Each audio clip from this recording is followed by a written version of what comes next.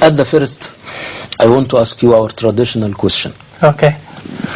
Of course, no one forced you to accept Islam. Of course. We want you to tell us about the conversations you made with yourself, in your inner mirror, until you declared the Shahada. There is no God but Allah, and Muhammad is a messenger from Allah.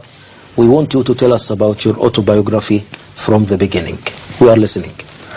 Well, this question is like you hit me with the sledgehammer right from the beginning, huh? Well, from the beginning, the best place to start, I guess, which most people find interesting, is a dream that actually I had as a very small child. A dream. When I was maybe 4 or 5 years old, I had a dream that there was a person, and I felt like he was a very holy person, sitting on a camel in the desert. And he had 3 or 4 of his followers around him, and he was talking to me. And I could never remember what he said. And I had this dream maybe 3 nights or 4 nights in a row. And woke up and, I could never remember what he said, but I would always tell my mother about, I saw this person in this dream, and You made conversations with him? Right, yeah, exactly. And so I guess you could say, since I was very young, what we would say my spiritual eye was open. So I was always somebody who was very interested in religion from a very young age.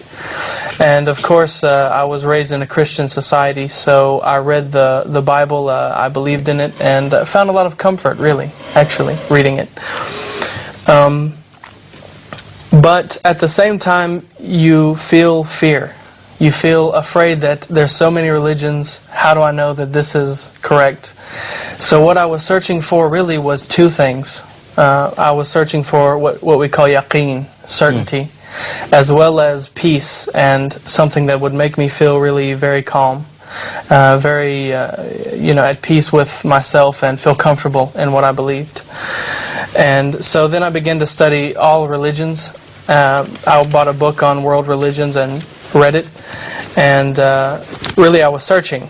And as part of my searching, part of my working out the issues I was having, I would actually, it's kind of a funny story, I would kind of play like a practical joke on people in my school. And I would tell them that I converted to any religion just to make a joke with them, and then after 2 weeks or 3 weeks I would tell them it was just a joke, and haha, I fooled you, and so I had a friend that was kind of an accomplice in this, and he said to me one day, he said, why don't you become Muslim for a few weeks, as a joke, this will be funny, no one will believe that.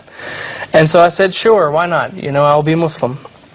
And you have to remember, at the same time I was searching for the truth, for yaqeen. And this was one of my ways of working this issue out. Because people would ask you questions, and you would have to find the answer. They would say, oh, so you're a Hindu this week. Well, what do Hindus believe, So that you would have to find it. And they did the same thing with Islam. So you're a Muslim, what do you believe, So I would do the research, and when they would ask me the questions, and after about 2 weeks, I was convinced. It never got to the point where I told them, after 2 weeks, it never got to the point where I told them it was just a joke. I was ready to become Muslim at that point. So, I want to ask you one more question. Okay. In your opinion, what is the complete meaning of Islam? Well, it's not just one thing, really. It's not one answer that I can give. It's something that it starts with a simple belief that you find is very encompassing, actually. It means a lot of things. For example, it's not uncommon to hear of any scholar who writes 20 pages just about Surah Al-Ikhlas, just 4 verses from Quran. But yet you find Surah Al-Ikhlas is very simple in its meaning. But it's something that is simple, but it covers so many things. So Islam is something that it's very basic. It's applicable to anyone. Anyone can understand it. But it's also something that is very deep something that's very heavy, and that can affect people on several different levels, whether we're speaking about mentally, psychologically, logically, rationally, or spiritually, in matters of the heart, and so on. So it's a very big religion, like an ocean. What's your impressions when you are listening to Quran recited by others? The Quran is something that I play it in my house constantly, because it's something that it's like a natural sedative. It makes you feel so calm, and it makes me feel very secure, and it has a purifying effect on the soul, which you can recognize immediately. It's something that no Muslim actually has an excuse to have a bad day, or to have any bad feeling inside himself, because the Quran, you can listen to Quran or recite Quran and have that calming effect on your soul. Take that time out to remember Allah subhanahu wa ta'ala, and this is something that is very special. It's a very special thing about our religion. Alhamdulillah. I want to ask you one more question. How could Quran help you seeking the right path?